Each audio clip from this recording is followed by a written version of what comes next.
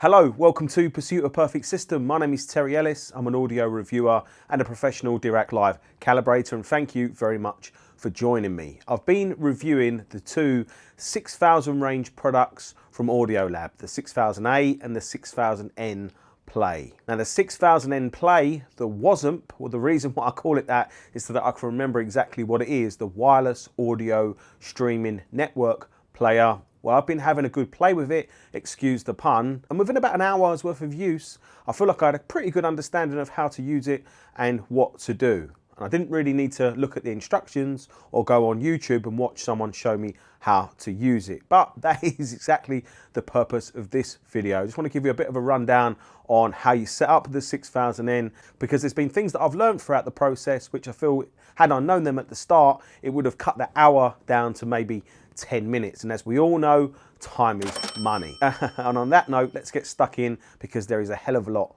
to cover. I just want to point out that up until this point of the review of the 6000N Play, I've been using it purely over a wireless connection. You can connect to it via a LAN or Ethernet cable from the router if you prefer, and there are some benefits to doing that, but up until this point and for this guide, everything I'm going to speak to you about is based over the wireless connection. And I've also exclusively used it with the Audiolab 6000A. You can see them to my right there. It's a really nice stack and a really nice pairing. Now there's something I think to point out straight away. If you want to control the volume via the Playback app, then you will probably, depending on when you watch this video, need to update the firmware on the 6000A, which is a really easy and simple process. You download the file from the Audiolab website, you put it on a USB memory stick, which has been formatted to FAT32. You power off the 6000A via the power rocker switch on its rear, plug in the USB stick,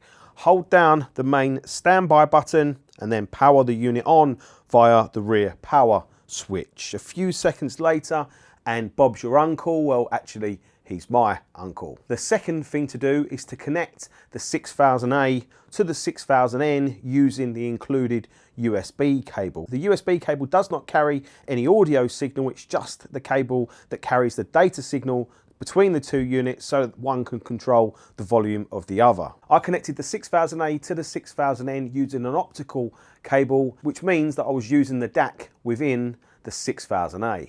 You can connect the 6000N to other HiFi products using either an optical or a coax SPDIF digital connection, or you can use analog cables if you want to use the built-in DAC within the Audiolab 6000N Play. It just so happens that you've got the same DAC section in the 6000N Play as you do in the 6000A.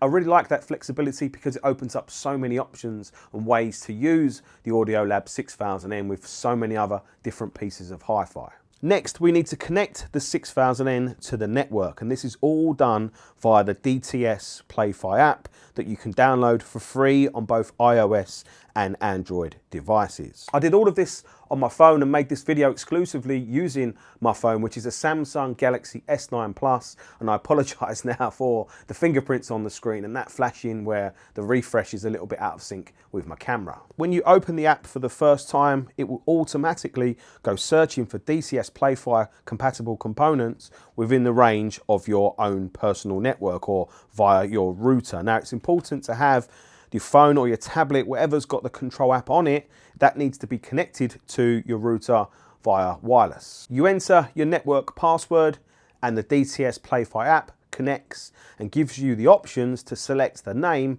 for the 6000N as a zone. Now this is for multi-room use, which means you can give different products, different zones, different names, such as kitchen or bedroom or hallway or lounge, and the DTS Playback app automatically gives you these options to choose from, or you can decide to choose a custom name, which means you can get really creative with the names you're going to use. From there we move into the main screen. Things are really simple and easy to navigate and to use. Top right, there is a cog icon that brings up the main menu, which is always a good place to start in my opinion. A few of these options are important. Speaker groups, that is how we create a multi-room setup. It's very easy to do, and you select all the different speaker systems you want to use as part of this group, Click done and that will be the basis of your multi-room setup with different options to be used later within the app. Now I only had one DTS Playfire component here, the 6000N, so I wasn't able to create a group to show you. You would also need to do this for Spotify, and that is because of how Spotify has been integrated into the Playfire app using Spotify Connect. Hardware presets, we will come back to this a bit later on, but that is how you change the settings and maybe delete your choices for the 6 preset buttons that are on the front of the 6000N. Advanced settings. I didn't change much in here, but the option to keep the screen on could be a good one. Another option to pay attention to is music sources. In here, you can select which apps you are going to use. It makes much more sense just have the icons available for the services that you use just to streamline the whole process. Back into the main menu, we need to select our main zone or speakers that you want to play. I called the 600N Pursuit of Perfect Syst as a zone. It would have made much more sense for the purposes of this video to call it 6000N. And here we will see all the different music services that you either chose to select or deselect in the menu options before. Clicking on each of them will take you into a login credentials page where you'll put in your email addresses and passwords, etc. Then in the main, you are taken into that specific app, so you can control your Qobuz Amazon Music library from within the Playfire app. Now this experience is mostly excellent, but there are a few points I want to bring up and make you aware of. I think the quality of the experience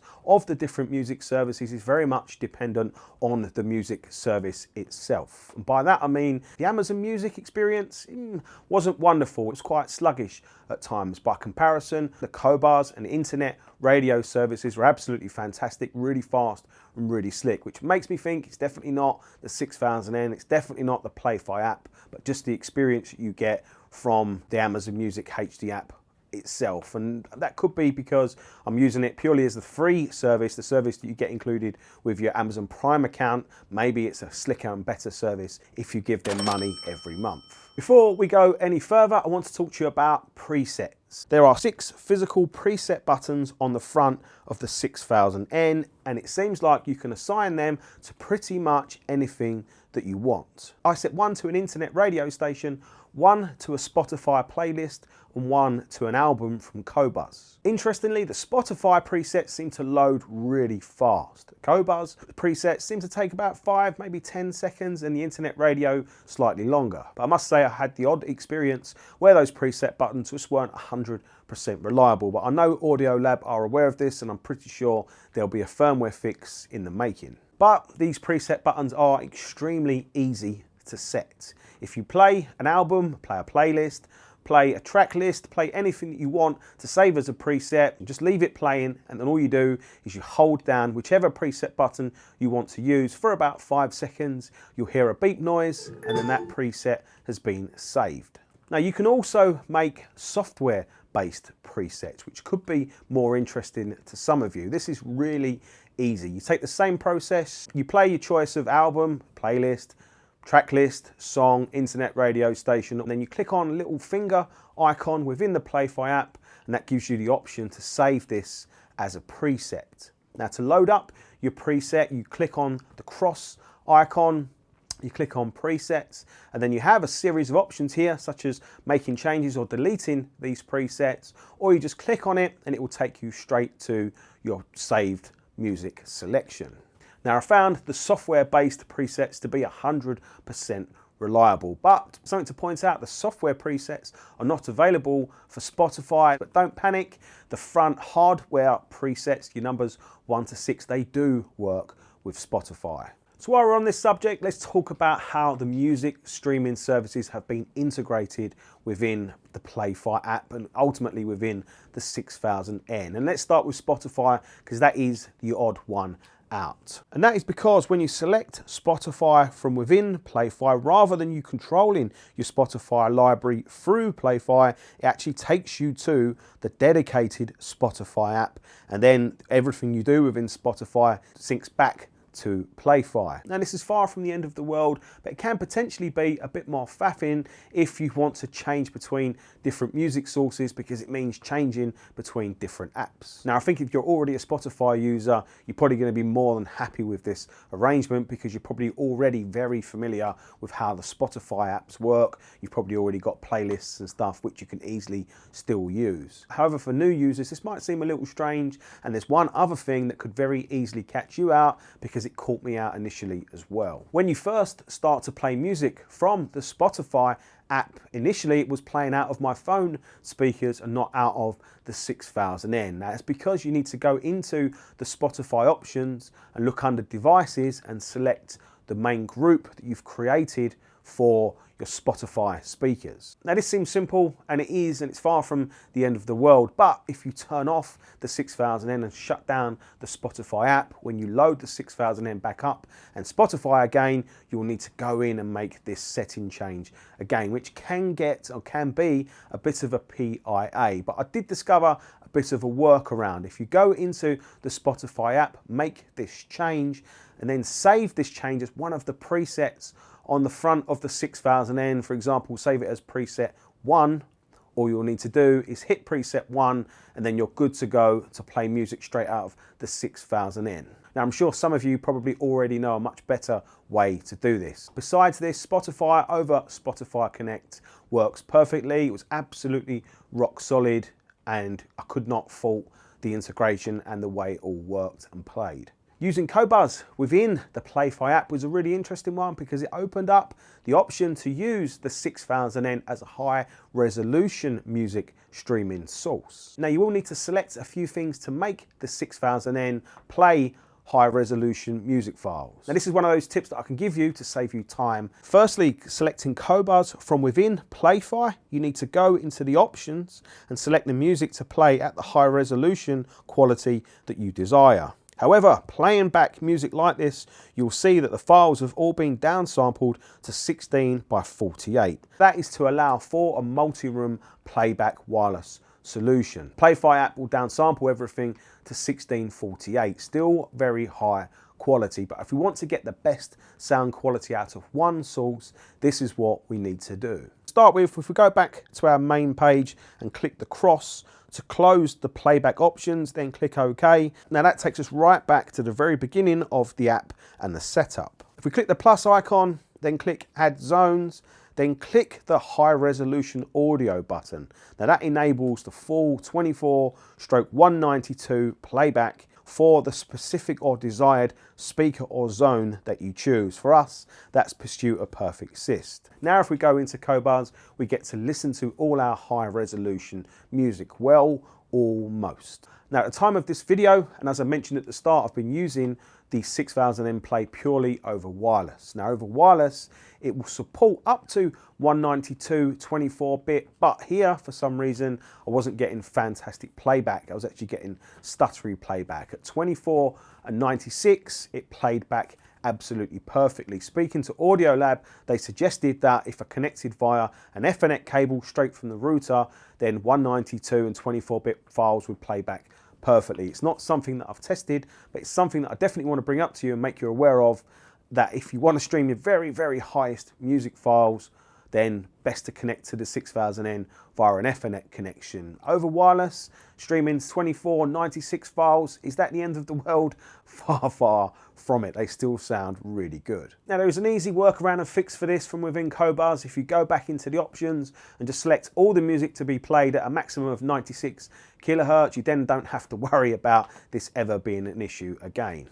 Internet radio, I really like this. There are tons of different options which are made easy to search through by using subcategories like genre. And even easier, from within those subcategories, you can just select the high quality ones. And I was listening to Iowa's finest country radio station at 32-bit 44.1 AAC. In fact, I enjoyed 98.7 KMGO's finest country music selection while I was scripting this video. And I really love the variety of the genre options, which means I could pick a radio station to suit my mood. Volume control from the app. Now that is something we definitely need to speak about. Now there's two ways to control the volume. The obvious way is using the slider from within the app. And this is the quirky bit because there is initially a slight delay, and then the actual range of volume, it really doesn't take much along that slider to push the volume either up a lot or down a lot. So be careful and be warned if you're going to use that slider to go slow, go easy with it and take care. You can get the slider to sync really perfectly and really accurately with the Audiolab 6000A, but it is quite a fiddly one. An easier way to adjust the volume I found was using the up and down volume keys on the side of my phone. Now these do make quite big volume adjustments, and I just think there's still no replacement for sitting there and listening if you want to take the volume up or down a little bit using the good old-fashioned remote control. Now I know some millennials will probably feel sick at the prospect of doing that, but call me old, call me old-fashioned. I still like a good old-fashioned remote control for changing the volume on an amplifier. There are two other methods for accessing music. One of them is called music, and that was accessing the music that is stored on my phone, which is a really easy and quite a nice way to do it, and that worked perfectly fine. But the other option to click is called media server, and that will go hunting and searching on your network looking for other stores of music. Pretty sure if you've got music stored on a NAS or a normal type of solution or system like that, the Playback app will find that music and you'll be able to stream it and play music really easily. I don't have that set up myself, so I'm not able to test it. Now, at the time of making this video, I've only tested the 6000N as a combination with the 6000A. Now, I've only tested it on my little desktop system that you can see behind me. But even on this little system, I've been able to easily hear the differences in quality between Amazon Music for free, which sounds terrible, Spotify, which sounds quite a bit better than Amazon Music, and then Qobuz, which sounds a lot better than both of them. And after listening to Qobuz for a while, going back down to Spotify free, I wouldn't even dream of going back down to Amazon free. You can really hear the difference. And I would also say that high quality internet radio really doesn't sound bad either.